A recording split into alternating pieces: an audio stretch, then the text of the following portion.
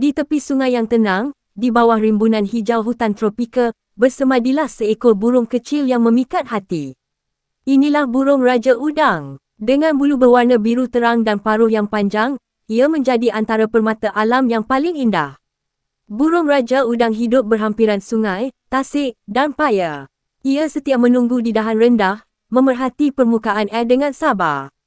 Saat ikan kecil muncul, ia menyelam dengan pantas, secepat kilat, lalu kembali dengan rezeki di paruhnya. Ketepatan dan kelincahannya membuatkan ia digelar pemburu handal di tepi air. Di Malaysia, terdapat beberapa jenis burung Raja Udang. Ada yang berwarna biru terang, ada juga yang lebih kecil dengan bulu kehijauan. Walaupun saiz mereka tidak besar, setiap satunya mempunyai keunikan tersendiri. Raja Udang bukan sahaja bergantung kepada ikan. Ada kalanya ia memburu serangga, ketam kecil, atau anak katak. Keupayaan menyesuaikan diri inilah yang menjadikan burung ini mampu terus hidup walau persekitaran berubah.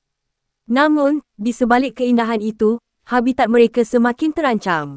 Penebangan hutan dan pencemaran sungai mengurangkan ruang hidupnya. Jika kita tidak menjaga sungai dan hutan kita, mungkin satu hari nanti, kicauan burung Raja Udang hanya tinggal dalam kenangan. Burung ini bukan sekadar penghuni hutan dan sungai. Ia adalah simbol keseimbangan alam. Selagi ia terbang bebas dan memburu di tepi air, selagi itulah alam kita masih bernyawa.